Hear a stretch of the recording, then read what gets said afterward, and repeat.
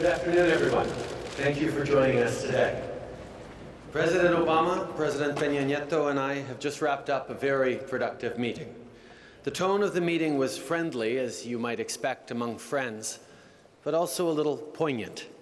We're obviously thrilled to have President Peña Nieto here for his first visit to Canada as President of Mexico, yet at the same time, it's a little sad that this will be the last chance for all three of us to get together in this capacity, given President Obama's impending retirement. Something he pointed out to us more than once, I should add, usually with a little smile. But I do want to once again thank both leaders and their delegations for coming to Ottawa and for being truly open to the discussions that took place today. One of the first items we discussed was our common respect for diversity and our firm support for LGBTQ2 rights, especially in the wake of the shootings earlier this month in Orlando. Les États-Unis et le Mexique ont tous les deux perdu des citoyens lors de ce drame.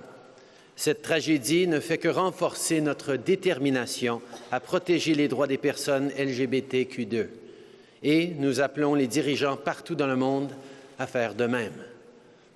Nous avons aussi parlé de la nécessité d'assurer un avenir propre et prospère à tous nos citoyens et en fait à tous les citoyens du monde. President Peña Nieto, President Obama and I are unanimous in our belief that on this issue, North America can and indeed must lead the way. Today, we turned that resolve into action with the negotiation of an ambitious and enduring North American climate, clean energy and environment partnership. This partnership will see our countries stand side by side as we work toward the common goal of a North America that is competitive, that encourages clean growth, and that protects our shared environment now and for generations to come. It's a partnership that lays out some very clear deliverables and that identifies realistic paths to achieving them. Together, we will advance clean and secure energy with the goal of 50% clean power generation across the continent by 2025. We will drive down short-lived climate pollutants, things like methane, black carbon, and hydrofluorocarbons. We will promote clean and efficient transportation, creating clean jobs as we reduce energy consumption, air pollution, and greenhouse gases. We will work together to protect nature and to advance our scientific understanding of the environmental challenges we share.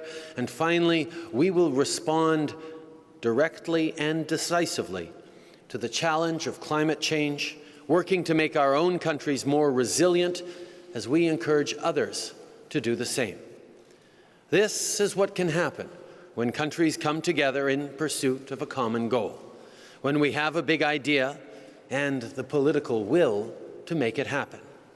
Today's climate agreement stands as proof that cooperation pays off and that working together always beats going it alone.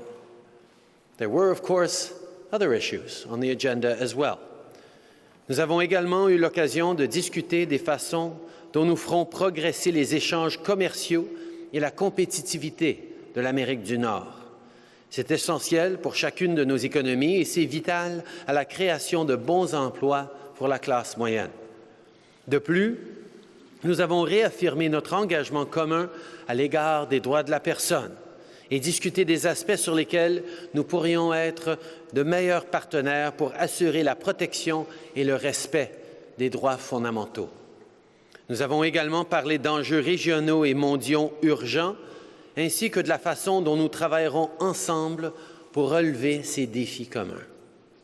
Naturally, that included talk about how to better cooperate on defense, but it also meant forging a closer working relationship when it comes to providing development and humanitarian assistance, as well as finding ways to more effectively combat public health challenges, the illicit flow of funds and drugs, and human trafficking. As I said, the conversations were friendly, but also frank, and I'm reassured and encouraged by the progress we were able to make today. Relationships between the citizens of our three nations have always been strong, even in the past when our governments haven't always seen eye to eye.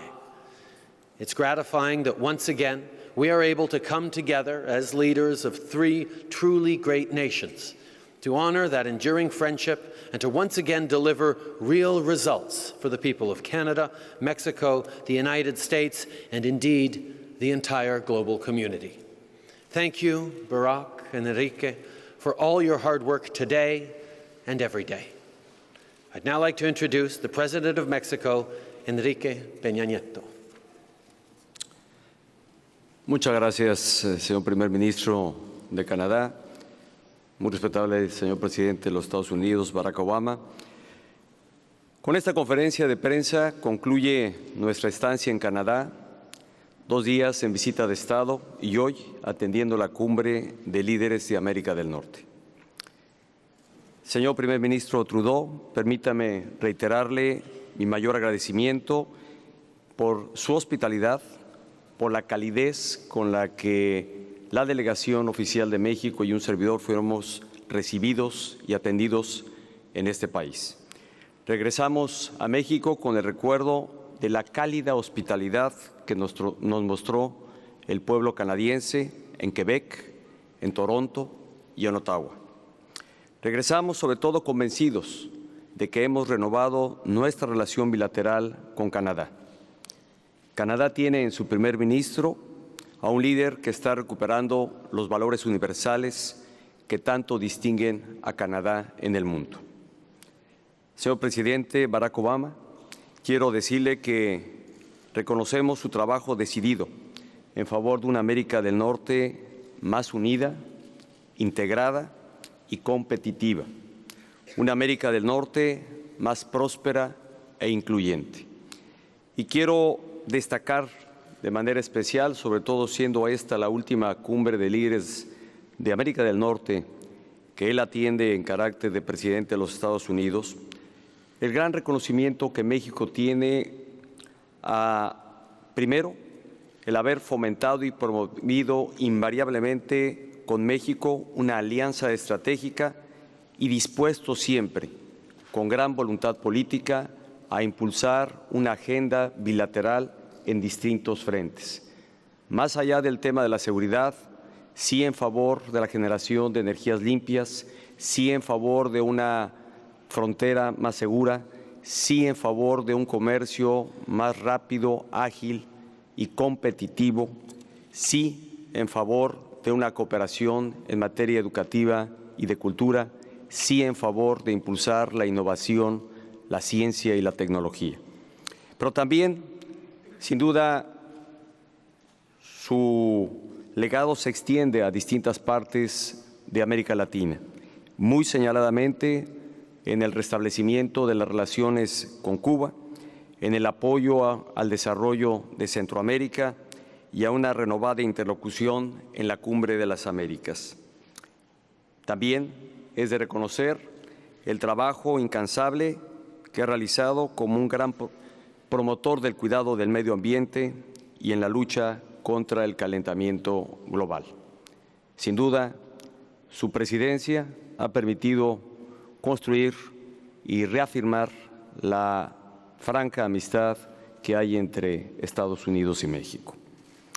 Durante esta cumbre trilateral, los gobiernos de Canadá, de Estados Unidos y México reafirmamos la decisión de trabajar juntos con visión y decisión para avanzar en la integración económica de América del Norte. En alcance precisamente este objetivo, México aprecia que en el Acuerdo de Asociación Transpacífico hay una gran oportunidad para reafirmar esta integración entre los 3 países que hoy integran NAFTA, pero además el proyectarla a otras regiones del mundo, de manera muy particular hacia la región de Asia. Creo que las ventajas, los beneficios, las bondades que esta integración ha significado para el bienestar de nuestras sociedades pueden ampliarse y extenderse a partir justamente de aprobarse el acuerdo de asociación transpacífico, el cual México apoya y respalda con gran entusiasmo. Este acuerdo, hoy en mi país, se encuentra sujeto al debate y a la aprobación en el Senado de la República. Estamos convencidos de que trabajando juntos y aprovechando nuestras complementariedades, podemos ser la región más competitiva del mundo. Como lo ha señalado el primer ministro Trudeau, durante esta cumbre trabajamos con base en 4 prioridades: cambio climático, energías limpias y medio ambiente, competitividad comercial y fronteriza, seguridad y defensa y temas regionales y globales.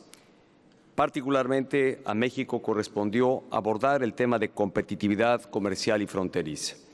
Sobre ese tema destaco algunos de los acuerdos más relevantes acordados: la creación de ventanillas únicas y de facilitación fronteriza. El objetivo es tener una ventanilla única de comercio exterior para toda América del Norte. Un segundo punto es el mapeo de clústeres de América del Norte. Esta es una herramienta fundamental para la toma de decisiones y para seguir desarrollando e impulsando el crecimiento económico regional. El compromiso es tener un mapa trilateral de clústeres lo antes posible. Y un tercer punto relevante es el programa Trilateral de Viajero Confiable. México ha propuesto que este programa se base en la plataforma existente de Global Entry, que ya tiene celebrado Estados Unidos y Canadá, y que este año además implementaremos el sistema de kioscos electrónicos, que ya opera en distintos aeropuertos de los Estados Unidos y Canadá, con lo que este sistema se usará en toda la región de América del Norte y será un sistema que haga mucho más fácil y rápido el tránsito de los viajeros por la región de Norteamérica. Quisiera finalmente, para ilustrar la importancia de nuestra integración, con un ejemplo muy simbólico: la conservación del hábitat de la mariposa monarca, una especie que en su peregrinar nos muestra la natural interrelación que hay entre nuestros países. Y ya desde la reunión pasada tomamos acuerdo para promover precisamente el cuidado de esta especie y asegurar este tránsito que lleva la mariposa monarca desde Canadá, pasando por Estados Unidos y llegando a México. Los datos son relevantes. En 2014, en nuestro país, el área a la que llegaban las mariposas where butterflies reached that eventually reached only covered less than 1 hectare, 0.6 hectares. Due to the efforts made by our Trilateral task force created for that purpose last year, this year's the surface in my country now extends to 4.1 hectares, and we are en route that by 2018 this figure would grow to 6 hectares, and eventually that would be our goal for the monarch butterfly reserve in Mexico. And by that we will be making sure the migration of this species is the symbol of the relationship that Canada, the United States, and Mexico have. The North American Leaders Summit bears witness that isolated national efforts are insufficient. If we want favorable results for the benefit of our societies, it is better to work together as a region. We all know that vis-a-vis global challenges, isolationism is not the solution. In contrast with what happens in other corners in the world, the countries in North America, we have decided to be closer, to work as a team, and to complement each other and to make progress together as the most competitive region in the world. Thank you very much. President Obama. Well, good afternoon. Bonjour. Buenas tardes. I want to thank my friends and partners, Prime Minister Trudeau and President Peña Nieto. To Justin and the people of Ottawa and Canada, thank you for your wonderful hospitality.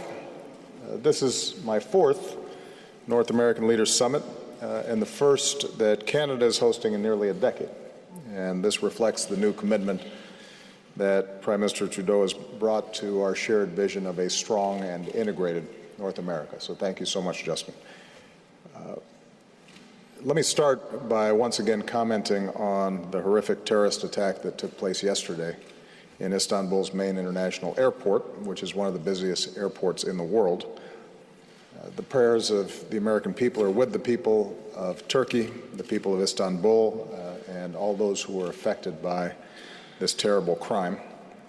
We have offered all assistance that we have available to our ally, Turkey, and we stand prepared to assist them during this difficult time. We're still learning all the facts, but we know this is part of our broader shared fight against terrorist networks, and we will continue to work closely with Turkey to root them out. And meanwhile, we're going to do what's necessary to protect our people. I'm confident that we can and we will defeat those who offer only death and destruction, and we will always remember, even as there are those who are trying to divide us, that we are stronger when we come together and work toward a better world together. We're reminded of this basic fact at this summit. Combined, our three nations are home to nearly 480 million people.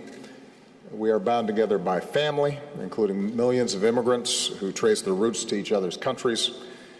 We're not only among each other's top trade partners, we are a global hub of innovation with integrated economies and supply chains and co-production that span our borders. On every security and global challenge, we are partners. And we're united by common values of democracy and pluralism and a commitment to human dignity. Over the past 8 years, I've worked to strengthen our partnerships with our friends in the Americas, and that begins with strengthening our relationship with Canada and Mexico. During my administration, for example, we boosted U.S. exports to Canada and Mexico by about 50%. That supports about 2.8 million American jobs. And today, as Justin Enrique described, we agreed to build on that progress in several key areas. First, we agreed to make it even easier to do business together so that our region is even more competitive. We're bringing more advanced technologies and automation to our border crossings, which will reduce wait times for travelers and make it more affordable to trade. By the end of this year, we'll have a single trusted traveler program for all three of our countries, which will make it easier to travel while at the same time improving security. We'll continue to align our standards and regulations, which is especially important for small businesses who want to export more. We're going to do more together to promote women entrepreneurs and minority-owned businesses to succeed as well.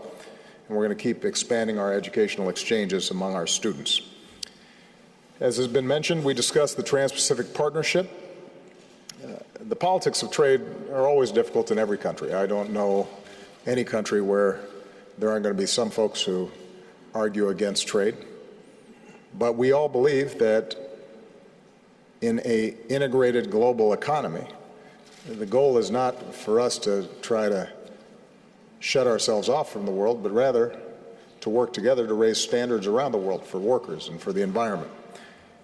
And that's exactly what TPP does. It's the right thing to do, and we're going to keep working for it. Given the flood of steel and aluminum on global markets, however, it points to the fact that free trade also has to be fair trade. And our three countries agreed to work together on a range of trade measures to enforce our rights and protect our workers and ensure a level playing field for the steel and aluminum industries here in North America. And given the vote of the United Kingdom to leave the European Union, our economic teams are going to continue to work together so that we remain focused on keeping our economies growing and making sure that the global financial system is stable, something I'm confident that we can do. Second, we're making sure that North America remains a leader in the fight against climate change, and I could not be prouder of the work that Justin and Enrique have done to help realize this important goal. All three of our nations are now committed to joining the Paris Agreement this year so we can bring it into force. We're announcing a new goal across our continents of generating 50% of our electricity with clean power by 2025, which is a bold goal, but is an imminently achievable goal. The United States government's making a major commitment to purchase more clean energy for federal facilities and more clean and efficient government vehicles, and all three of our countries are committed to reducing methane emissions from the oil and gas sector by 40 to 45% by 2025. Third, we're going to do more to make sure that we're looking after the safety and health of our citizens from the danger of illicit drugs. And we're particularly focused right now on the epidemic of opioid abuse, including heroin, that is taking so many lives and devastating so many families. Our teams will meet this fall to make sure that we're coordinating our efforts, including more access to treatment, and as always, we will continue to be relentless against the criminals and narco-traffickers that are inflicting so much violence on communities.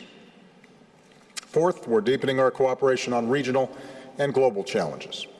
Joint efforts against diseases like Zika, helping our Central American partners address poverty and violence that have led to so many families and children making an extraordinarily dangerous trip to flee difficult circumstances. I want to thank Justin and Enrique for their government's strong support of our new approach to Cuba. And I'm also glad that our countries have agreed to do more around the world to address the refugee crisis and expand our peacekeeping efforts. In our own hemisphere, with the historic agreement in Colombia, a major step toward peace, our three nations are going to help the Colombians remove landmines as just one example of efforts to fortify what has been a very difficult negotiation. And given the very serious situation in Venezuela and the worsening plight of the Venezuelan people, together we're calling on the government and opposition to engage in meaningful dialogue and urge the Venezuelan government to respect the rule of law and the authority of the National Assembly. Political prisoners should be released, the democratic process should be respected, and that includes legitimate efforts to pursue a recall referendum consistent with Venezuelan law. In closing, we're determined to keep building on the progress that's been made at so many of the previous summits. And by the way, Enrique, I love the story about monarch butterflies. You know, they're not just any species, they are spectacular. And we want to make sure that our children, our grandchildren can see them as well. We're creating what we call the North American Caucus, which means our three governments will meet on a more regular basis. We're going to continue to deepen our trilateral cooperation in this hemisphere and around the world. And in short, we're going to do more to speak with one united North American voice on the world stage. We couldn't have better partners than Justin and Enrique. I'm confident that we're going to continue to advance regional cooperation and integration, and that's not just going to be good for our own people. That'll be good for the world as well. Merci beaucoup. Muchas gracias. Thank you. Merci. Alors, on est maintenant prêt à commencer. So we're now ready to start with a question period. Our first question is from Canadian journalist Richard Madden from CTV News. Hi, good afternoon, gentlemen. One of the candidates who wants to replace President Obama has already said he wants to renegotiate NAFTA and walk away from the Trans-Pacific Partnership, all suggesting that perhaps there's a growing disconnect between the pro-trade message you're selling here and the protectionist voices we're hearing in the U.S. and possibly the Brexit in the U.K. So my question is to all three of you. What is your strategy to reverse this growing sentiment? And Prime Minister Trudeau en français aussi, if the rest of you speak French, that's great. First of all, our strategy is to highlight how much trade and positive agreements among our nations are good, not only for the economy of the world and the economy of our countries, but it's also good for our citizens. We know that industries that export more goods pay salaries that are 50% higher than sectors that don't export. We also know that trade gives rise to good jobs, innovation, and progress for individuals as well. In our conversations today and yesterday with President Peña and Nieto, we signed agreements and held conversations that allowed us to remove visas for Mexican visitors to Canada. This will have effects on all Canadians who live in communities that welcome Mexican tourists. It will also allow Canadian agriculture producers to have access to the Mexican beef market. These are examples of the cooperation that we say is good for the North American market, but also good for the entire world. And it's with this in mind that it's important to come together, to talk together about the future of this world where we are more and more connected. And we have to agree more and more in this world. Our response to the kinds of protectionism that we're seeing around the world is indeed to highlight that when we come together, like in events like this North American Leaders Summit, there's an opportunity to come together in ways that are beneficial for the global economy, that are beneficial for our country's economies, but mostly that are beneficial for individual citizens. We know that export-intensive industries pay on average 50% higher wages than non-exporting industries. We know that trade leads to innovation and opportunities for communities, for individuals, for workers. Now, we need to make sure that we're dealing with challenges and problems as they come up, and that's where a constant engaged dialogue comes with positive outcomes. Just yesterday with President Peña Nieto, we were able to establish forward movement on two difficult issues between not just our countries, but our peoples, which will have a beneficial impact on both sides of the deal. We will be lifting visas for visitors to Mexico, to Canada from Mexico, which will have a positive impact on communities across the country as we welcome in tourists. But also, we've been able to secure access for Canadian farmers to sell their beef in Mexico. These are good, concrete things that happen when we pull together and deal with important issues.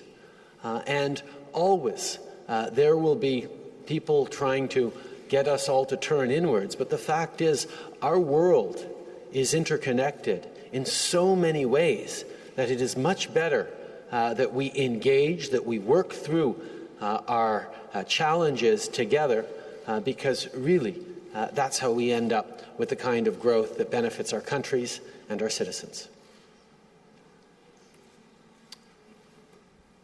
Mire, seré puntual en mi respuesta. I'll be very brief on addressing your question. There are some times that what one has not been valued enough until you lose them. And what this integration has managed to achieve in North America is precisely to give to our three countries more opportunities and to give our societies more opportunities by growing trade, by having more investment in our three countries.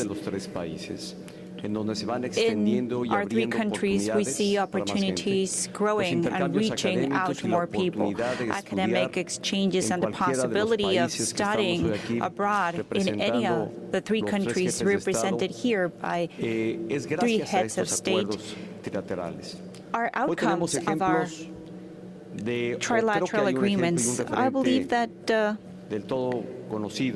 we are all aware of how the reactions are what happened in the UK, and there is still uncertainty. The outcome of the referendum is uncertain. But when someone values what you had, then is when we see such reactions. So we are here trying to innovate, to be more competitive. Why? Because we are competitors, yes, but we have complementary economies, and that would give more development to our societies. I believe that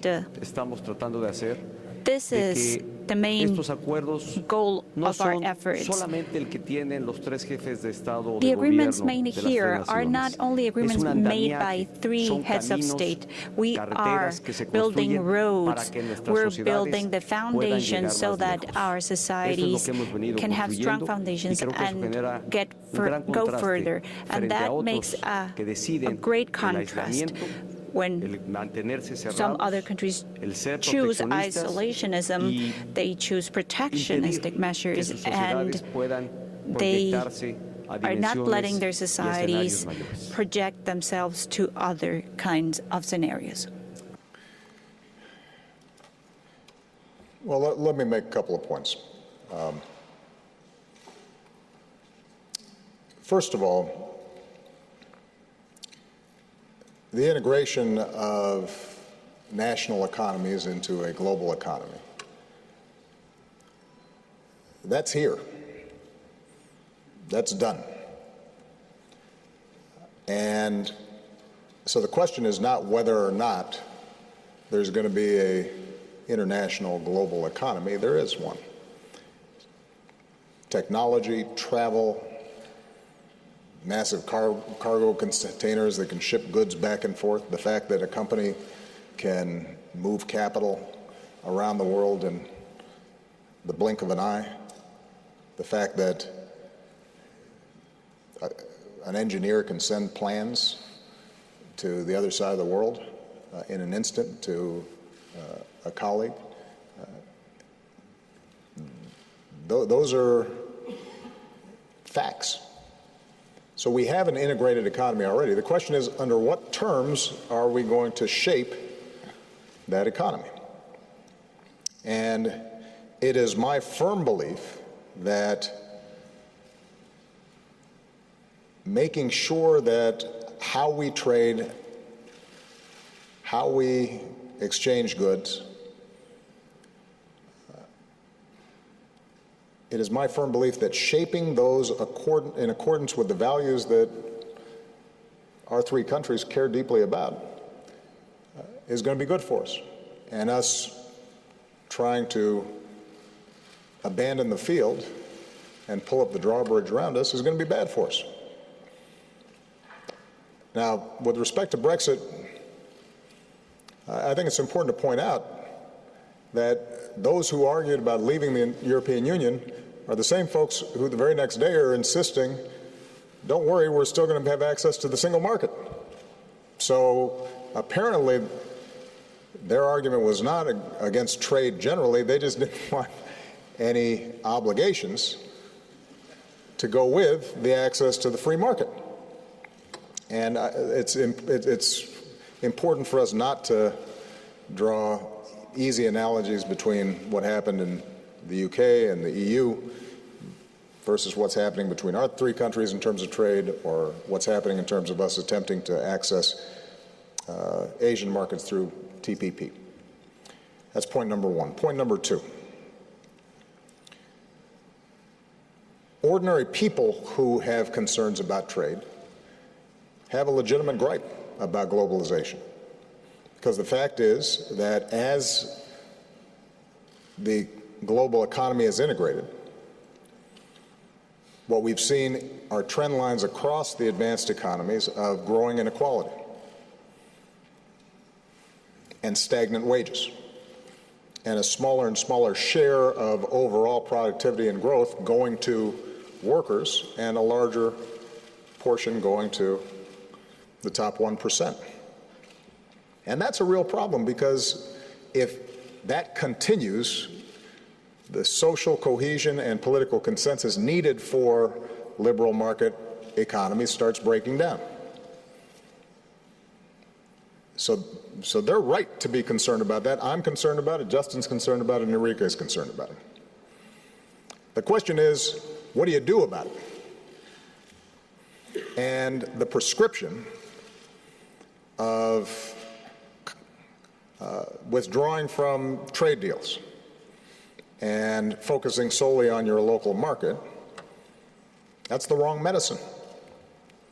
First of all, because it's not feasible, because our auto plants, for example, would shut down if we didn't have access to some parts in other parts of the world.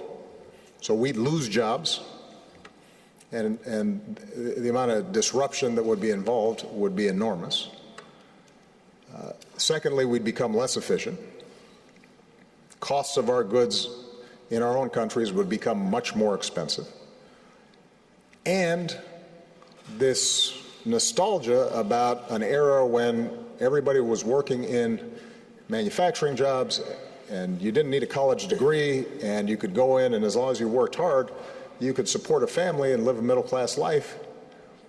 That has been undermined far more by automation than it has been by outsourcing or the shift of jobs to low-income or low-wage countries.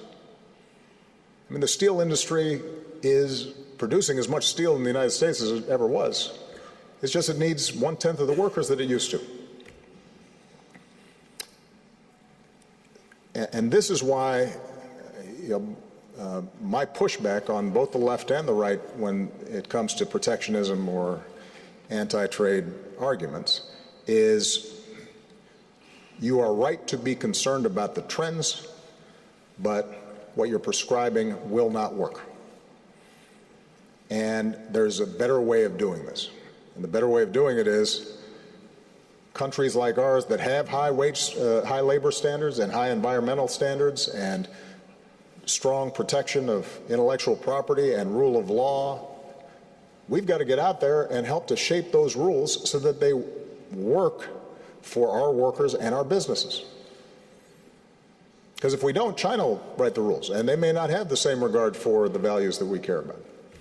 Other countries will write the rules in ways that disadvantage our workers and our businesses. In Asia right now, there are a whole lot of tariffs that keep our products out, but because we happen to be some of the most open nations in the world, they're selling our stuff in. So we can't disengage, we got to engage more. And if we combine that with investments in education and tax policies that are fair and making sure that college is affordable and we're strengthening the safety net and we're rebuilding our infrastructure, which are jobs that cannot be exported, and we're making investments in research and development, and we're building an inclusive society in which everybody's got a fair shot. That's how we're going to solve these problems. And what is absolutely true is that too many folks who've been in charge around the world have neglected that side of the equation. So we're going to keep on pushing hard to shape an international order that works for our people. But we're not going to be able to do that by cutting off trade, because that's going to make all of us poor. Merci. On est maintenant prêt pour la deuxième question. The Thank second you. question We can now from take the second Mexico. question. Reporter Daniel Venegas, Milenio. Good afternoon. I would like to ask you, we have the election process going on in the United States. There is an anti-immigrant and anti-Mexican rhetoric by Donald Trump. I would like to ask you, did you address this issue during your meeting? And how can you ring-fence the agreements that you have described and the positive outcomes of your trilateral relationship? What would happen if someone who is not in agreement, he has said it, that NAFTA, they would step back from NAFTA? What did you address in your meetings? Thank you. Pasaré por decir que I would like to begin by saying that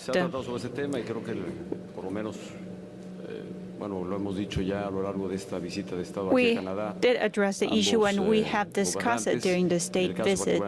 Specifically, I would speak on behalf of Mexico. My government will respect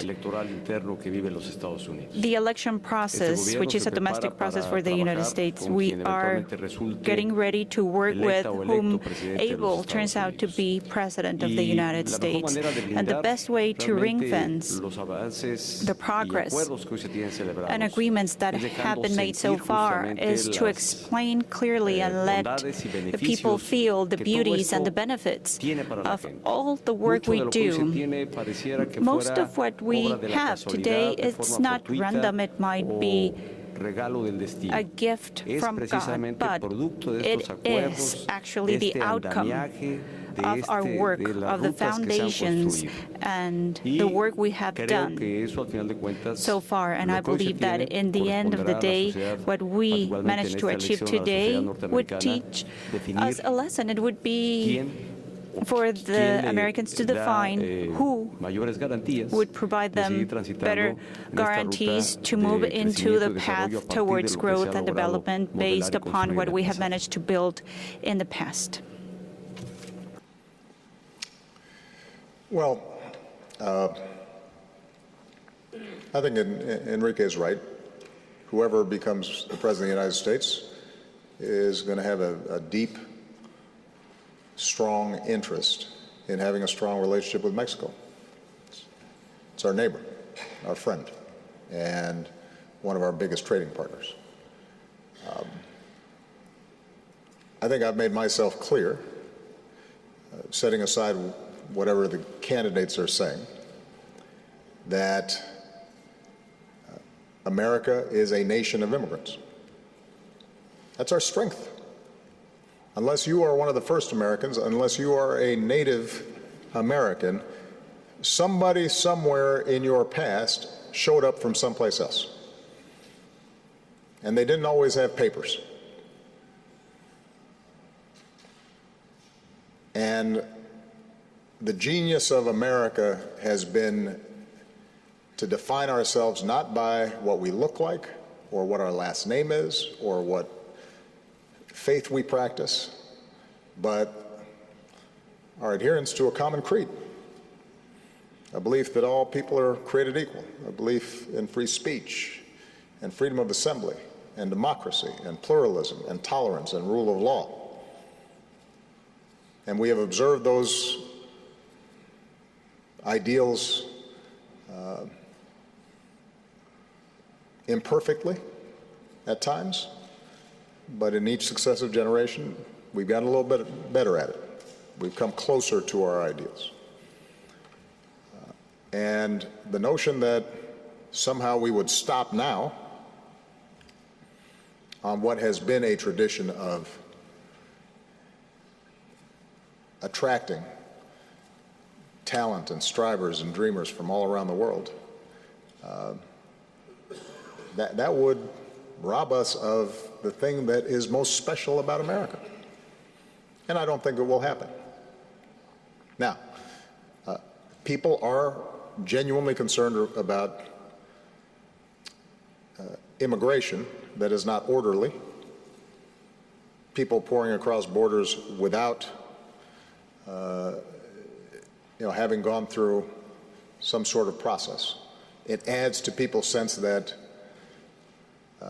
things are out of control.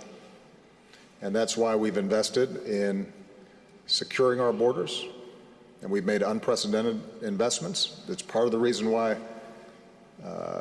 illegal immigration to the United States is actually at its lowest level since the 1970s. It's why we so value the cooperation that we've obtained from the Mexican government in making sure that our borders work to facilitate legal trade and legal immigration and commerce, but discourages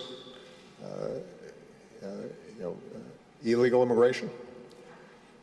It's why I'm pushing very hard and will continue to push until I leave this office and expect the next president to push for a comprehensive immigration reform plan that can fix those aspects of the system that are broken so that we remain a nation of laws and a nation of immigrants. And that's ultimately, I think, where people in the United States will land.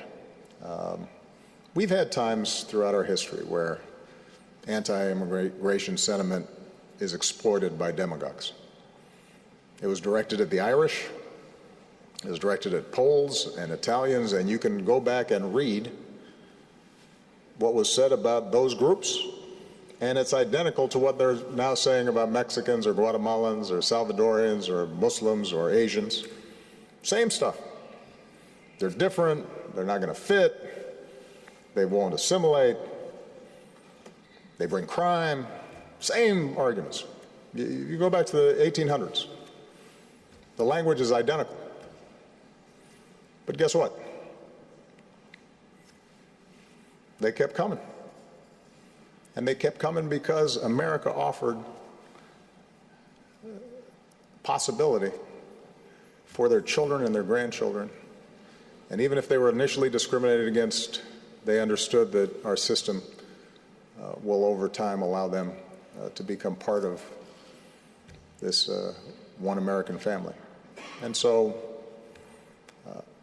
we should take some of this rhetoric seriously and answer it boldly and clearly.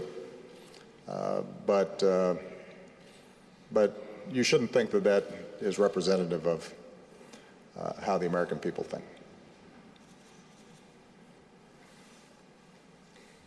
And now our third question, la troisième question des États-Unis from the United States, reporter Roberta Rampton from Reuters. I should point out that Roberta is also secretly from Canada. Not so secretly. So Canadians are now getting an extra question. Thank you, Mr. President.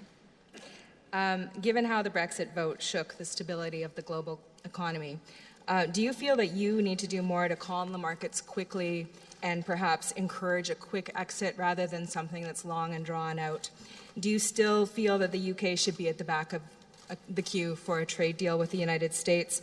And are you going to make a full-throated pitch for the TPP, for your prescription, when you're out on the campaign trail this summer stumping for Secretary Clinton? And Prime Minister Trudeau, you seem to be quite careful when you talk about Mr. Trump. Renegotiating NAFTA or tearing it up would be such a disaster for Canada. Why not come out and say that forcefully? And President Peña Nieto, in March you compared Mr. Trump to Hitler and Mussolini. I'm wondering if you still stand by that, and how worried are you that this time next year there will be a wall up on your border? Okay. Excellent questions, She doesn't Roberta. sound Canadian. That was pretty mean. Canadians are a little more subtle. I'm actually going to help out my friends a little bit on your last question, even though it wasn't directed at me, and just say, when I visit other countries, it's not my job to comment on candidates in the middle of a race just because they may end up winning. And the relationship between governments tend to transcend whoever is in power at any given time. So it's a tough question. I'm not saying they shouldn't answer it. I'm helping them out a little bit. Because there's no doubt that when I visit countries, there are times where I've got preferences, but I rarely express them. With respect to Brexit, first of all, I think you've seen the markets settle down a little bit over the last couple of days. I didn't follow the markets today. But we're monitoring very carefully whether there's any systemic strains on the system. And so far, what you've seen is reactions in the market, stock prices, currencies, but I think the preparations that were done by central banks and finance ministers, our Treasury Secretary, indicate the degree to which the global economy in the short run will hold steady. I think there are some genuine longer-term concerns about global growth if, in fact, Brexit goes through and that freezes the possibilities of investment in Great Britain or in Europe as a whole. At a time when global growth rates were weak already, this doesn't help. And so when we attend the G20 summit in China later this year, one of the major topics, which is something that I have continually advocated for during the 7.5 years that I've been president, is we all have to look at what we can do to boost global demand, whether it's the United States adopting a more robust budget for infrastructure improvements and fixing water systems in Flint, Michigan, or repairing airports that are not as efficient as they should be, or rebuilding our power grid so that it can take advantage of clean energy. Whether it's Germany, a country with a surplus, doing more in terms of spending, or Europe as a whole, lifting some of the austerity constraints that have been placed on them, whether it's China shifting to a more consumer-based, domestic-based growth strategy as opposed to trying to export its way out of problems. There are going to be a whole host of measures that all of us can take to fortify the global economy, and that should be a top priority of ours. With respect to the actual Brexit negotiations, my main message to David Cameron, Angela Merkel, and others is everybody should catch their breath, come up with a plan and a process that is orderly, that's transparent, that people understand, and then proceed understanding that both sides have a stake in getting this right. I think that will be a difficult, challenging process, but it does not need to be a panicky process. I think it can be a steady, sensible process. Obviously, leadership issues in Great Britain will need to be resolved for it to move as crisply and as effectively as it needs to. But I think that's recognized, and that should happen fairly quickly. And I know that speaking with Chancellor Merkel, that her interest is not in retribution. Her interest is in making sure that the process works. And I have a lot of confidence in people being able to do that, and we will help in any way that we can to facilitate that. And then the last part of your question is with respect to the UK and any trade agreement with the United States. Frankly, we will be the least of their problems right now because their first order of business is going to be to address the market where they sell half their goods, which is Europe. And these things are not easily negotiated, particularly because we've been spending our time trying to negotiate with the European Union.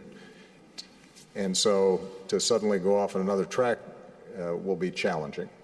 But I think their first and primary concern is going to be to try to figure out how they interact with the European Union and the European market if in fact and when in fact they leave. I have emphasized throughout, though, that the special relationship that we have with Great Britain does not change.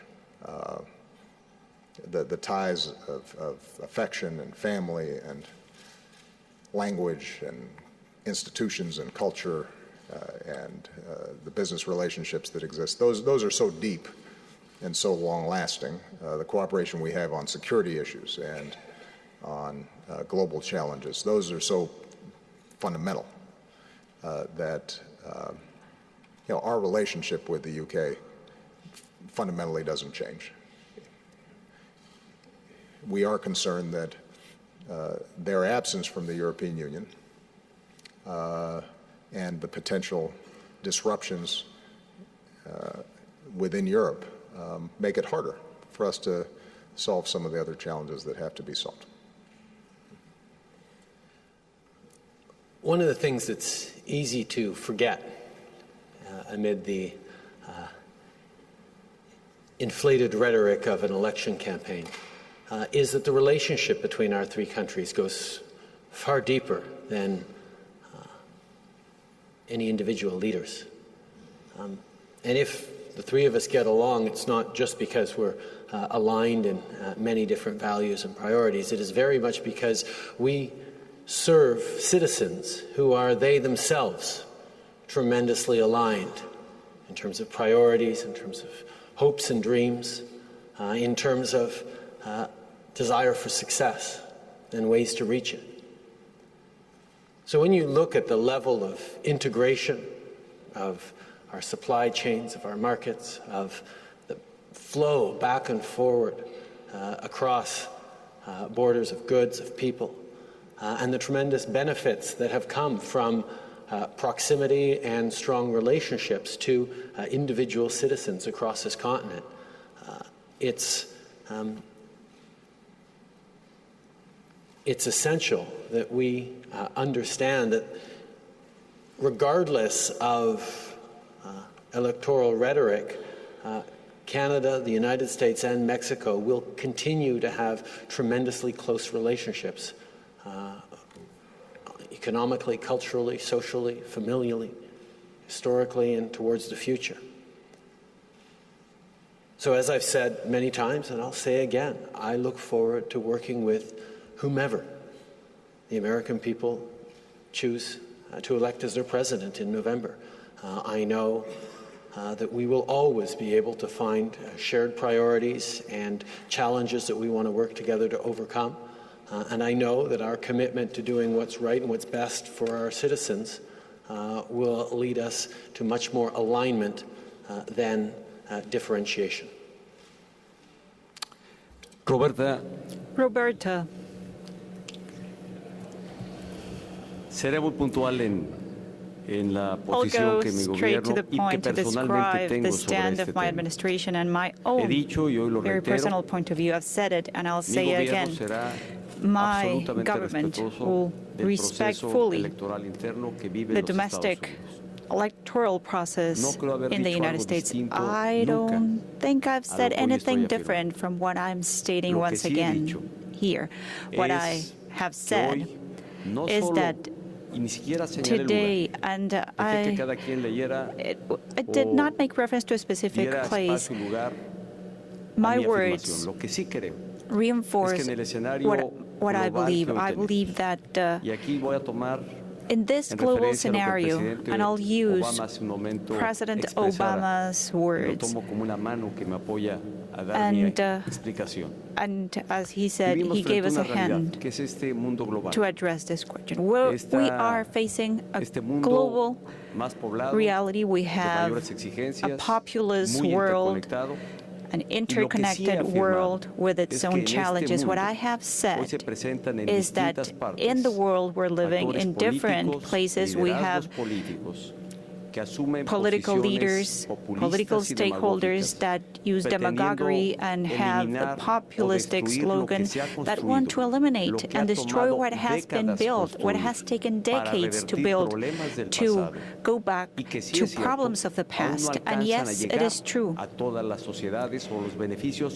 All the benefits have not reached society as a whole. That is true. But those leaderships, those political actors, by using populism and demagoguery, they choose the easiest way to solve the challenges of today's world.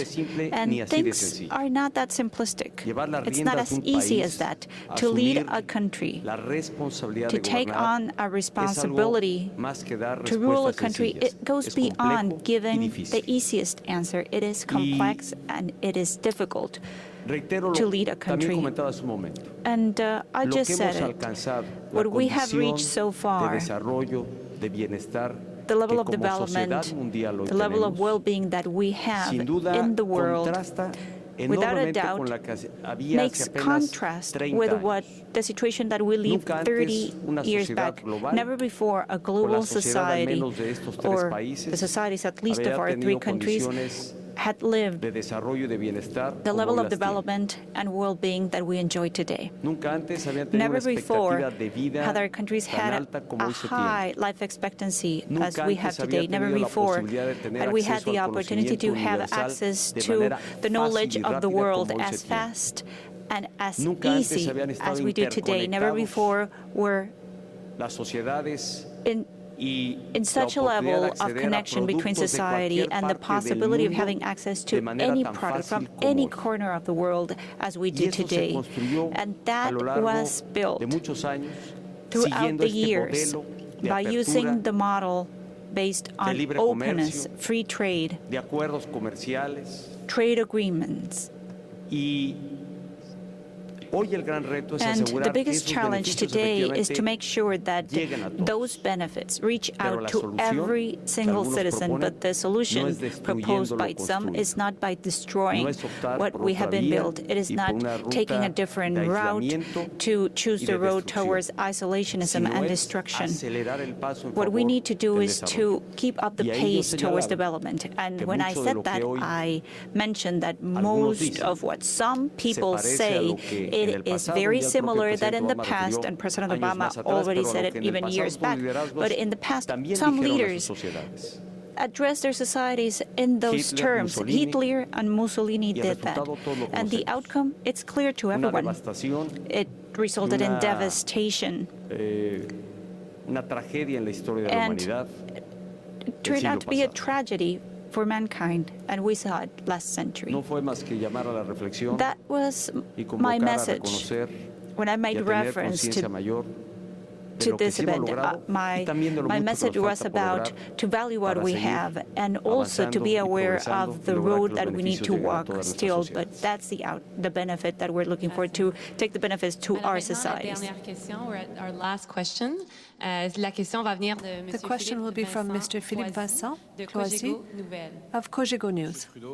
Mr. Trudeau, with the goals that you have said are ambitious for clean energy, does this mean the U.S. will import more hydroelectricity? To get an answer for you, Mr. Obama. With this agreement to produce more clean energy, does it mean that the United States will have to import more hydroelectricity from Canada?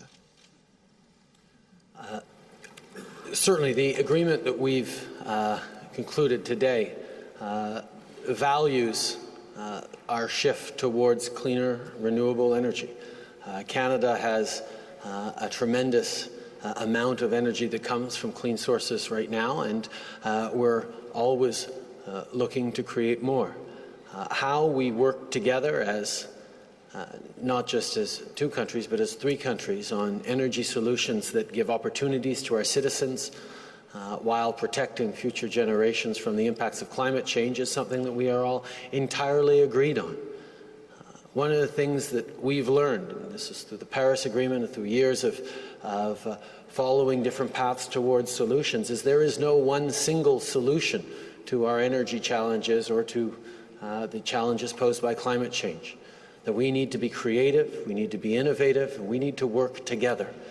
And that's why the conclusion of this ambitious continental energy strategy is so important in how we are going to do not just our share to combat the global challenge that is climate change, but to demonstrate leadership and show that clean energy and clean growth are exactly the solution and the opportunity that we face because of climate change. It's true that the agreement that we came to today is very important because it allows us to fight climate change, but it's also very important when it comes to investing in green energy, clean growth in our country. I know that we will have to pursue multiple different solutions when it comes to clean energy. But cooperation and the collaboration that we've highlighted today among our three countries will give rise to innovative solutions that are positive in the area of green energy. I can't wait to work with the United States and with Mexico in order that together we are able to face climate change challenges. It's not just a matter of doing our fair share, it's a matter of showing leadership in the world. When it comes to climate change and clean energy, we have to do more than our share. We have to show that the future of the environment and the economy involves taking responsible decisions for the environment and green energy. Thank you. No tendría yo sobre... Bueno, aunque estaba más hecha la pregunta Even para when la this relación question was particularmente entre Canadá y Estados Unidos, addressed to the México, U.S. and sin duda, Canada, I en would esta like to relación say that trilateral, Mexico, y in como this aquí ya trilateral se ha relationship, comentado, and as it has been tiene mentioned un compromiso here, también la we generación de also energías limpias. are De committed hecho, to ha clean energy. modernizado su marco legal Mexico precisamente para has asegurar revamped que de its aquí al legal framework so that 2024, al menos by el 35% 2024, de at least generación de energía 35% eléctrica of sea the limpia. generation Hoy of estamos energy tomando is un acuerdo clean. en esta reunión trilateral This is por an incluso agreement acelerar este made proceso in this la trilateral reducción meeting to de reduce otros contaminantes other del medio pollutants ambiente como es el metano. like De methane. tal suerte que lo que yo diría sobre este tema, What I would los like to tres say países is tenemos that una agenda our three compartida countries en favor del medio ambiente, share the same en agenda cuidar, in nuestro environmental mundo y en issues. aportar We have las agreed soluciones to protect our world comprometidas ya and to y en find las que estamos solutions that we're already working on. Well, Justin, I think, got it right, which is that we've set a goal. And we are coordinating and synchronizing best practices. And there's going to be an energy mix in each of our countries that's going to be different. And some of it's going to be determined by what natural resources we have. It's going to be determined by how well we can integrate the grid and transmission of power. So there may be some wonderful hydroelectric power that we'd like to get to the United States. Question is, are there enough transmission facilities for us to be able to buy it at a competitive price? Just as, as we develop wind energy, we have to build an infrastructure to get wind produced in South Dakota down to Chicago. Each of us, I think, are going to have national plans, but the point is that by setting these goals, creating these coordinating mechanisms, we're in a better position to take advantage of the confluence of interests and economies and opportunities. And I view this clean energy sector as an enormous opportunity. Look, oil is cheap right now. But it's not going to be cheap. I've said this before. Those of you who are buying gas guzzlers, I'm telling you, because it is a finite resource and it becomes more and more expensive to extract, and people are taking climate change more and more seriously. And so we're in a transition phase, but in the meantime, technology is moving. And solar and wind and hydro and biomass and entire technologies we haven't even thought of yet. There's some 15-year-old kid somewhere who's figuring it out. I don't know whether he's in Mexico or Canada or the United States or China or Saudi Arabia, but somebody's out there going to figure this out. And I want that opportunity to accrue to our workers, our people, our communities. And whoever wins this race is going to everybody else is going to follow. And I believe that we have the brain power and the architecture to lead. And we have such a huge market between our three countries that we can test out a lot of these opportunities and figure out which work best. If you'll allow me, I want to say one last thing, though, because it's been a running thread in a bunch of questions. And that's this whole issue of populism. Maybe somebody can pull up in a dictionary quickly the phrase populism, but I'm not prepared to concede the notion that some of the rhetoric that's been popping up is populist.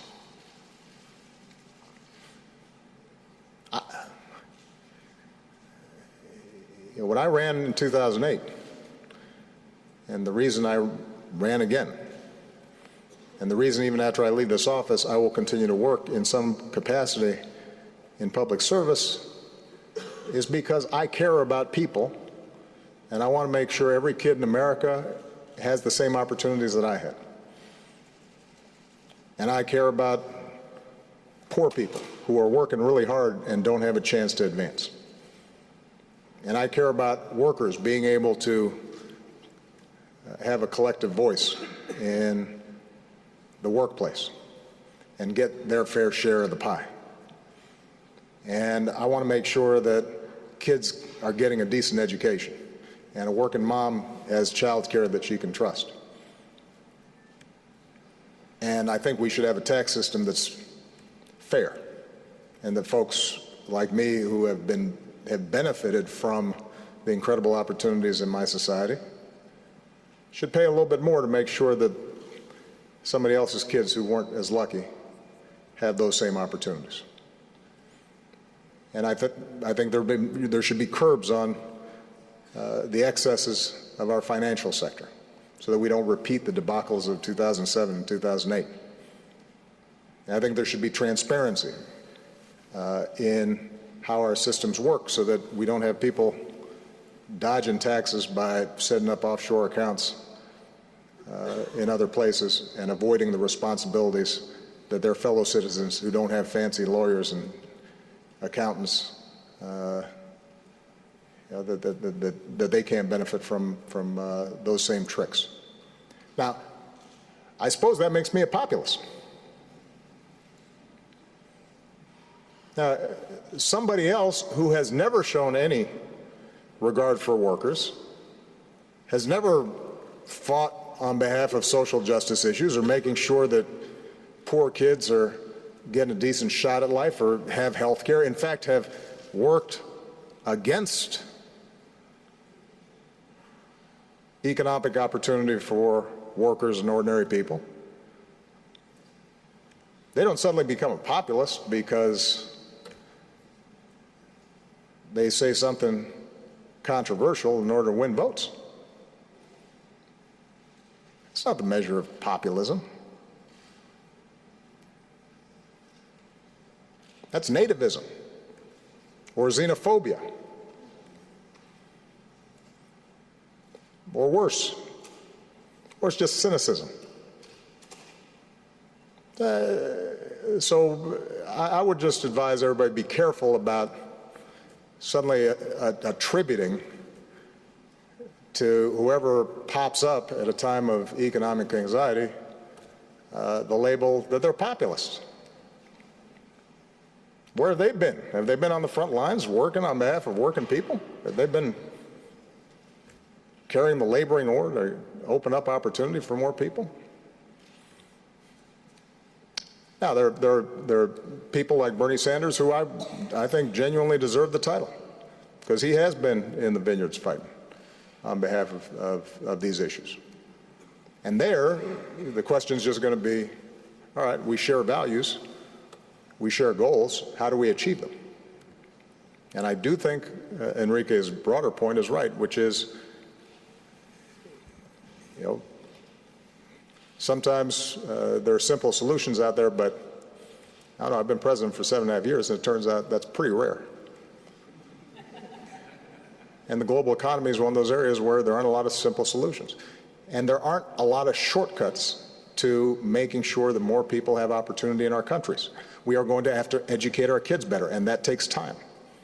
We've got to make sure our manufacturing sector is more dynamic and competitive, and that takes time. We've got to restructure our tax codes to incentivize the right things and make sure workers are getting higher pay. That takes time. We've got to raise minimum wages. We've got to make sure that college is affordable.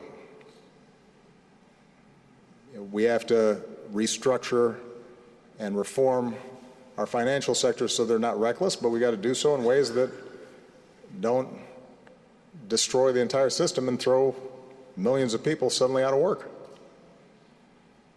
And when we bailed out the auto industry, that wasn't popular, so maybe I wasn't populist, but I tell you what, all those automakers, all those UAW members, both here in the United States and in Canada, are pretty happy I did, even though it had about 10% popularity at the time, even in states like Michigan. So I don't know, maybe that was an elitist move on my part because it didn't poll well. Last time I visited an auto plant, though, they were pretty happy. So let's just be clear that somebody who labels us versus them or engages in rhetoric about how we're going to look after ourselves and take it to the other guy, that's not the definition of populism. Sorry. This is one of the prerogatives of when you're at the end of your term. You just kind of you go on these occasional rants. And with this, we conclude our press conference. Thank you very much. Merci. Muchas gracias.